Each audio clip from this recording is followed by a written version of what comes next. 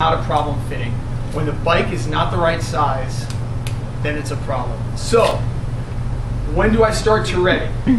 I start to reading when I get the feedback, I get the questionnaire back from someone before I fit them. We send them a questionnaire, and when I get it back, and they're on a road bike that's too big for them and they want to fit it for a triathlon. You know, and they want to see these nice, sexy positions that they see in the triathlon magazines, and it's just not going to happen if you're on a bike that's too big for you. If you ever need to err on one side when you're purchasing a bike, always err on the side of a smaller frame, because it's going to be easier to fit you. So you always want to err on the side of something smaller. So your first wall when you go to buy a bike, that getting the right size, that is number one. Whether you get Dura-Ace or Ultegra, who cares? The right size frame is really the most important thing. How are the frames sized? Yeah, you know, everyone sizes them differently, and some people are doing small, extra small, small, medium, large, extra large, and then some people do it in centimeters of the seat tube. So, all right, got that going on. Okay. So on the tri-bike,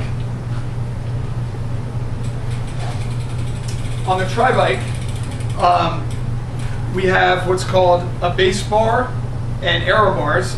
This is technically called an integrated handlebar or aero bar, however you want to call it, but typically when it's all one piece, as you can see, when there's no clip-ons and it's all one piece, this is called integrated.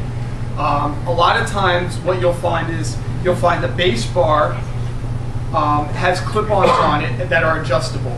One of the limitations of this bike, especially, you know, these are very expensive, but one of the limitations on this bike is this extension, it's not adjustable. I can't pull it in and out like I can a profile, and I can't tilt it up and down like you can a profile and Zip and Head and all those other companies. So if you're buying an integrated bar because you like the looks of it, you better make sure that you're comfortable on it. Luckily, I feel very comfortable on this bike. If I wanted to do anything, if I wanted to shorten this up, I can cut this off, but once again, once you cut something, it's done, you can't add on.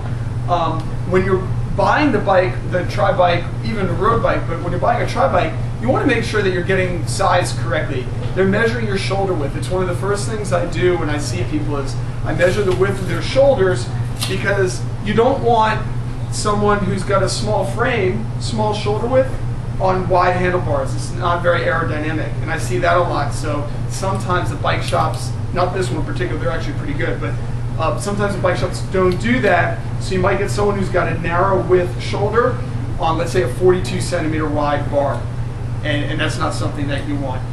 So I always want to do that, and you always want to, once again, err the side of a smaller, narrower handlebar, if you can, to keep things in tight, to keep things more aerodynamic. So that's one of the things you're looking for when you're getting fit. We don't really use standover height anymore to fit people. Depending on where you go to buy your bike, they'll take some measurements and then run a formula for you.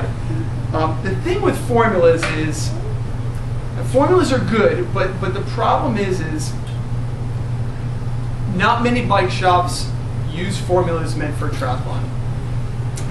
There's a lot of formulas meant to size road bikes, a lot of them, a lot of very good ones. But sometimes those road bike formulas can't translate over to a good triathlon bike fit sizing. Does that make sense?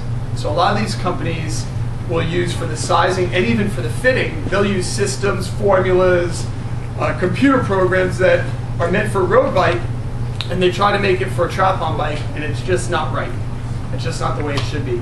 So nowadays, there are certain systems and certifications meant just for triathlon bike fitting versus road bike fitting. I do both and have two very different parameters that I use, and I don't use one for the other. So, and it also has to be individualized for the rider. So, on that note, any questions so far?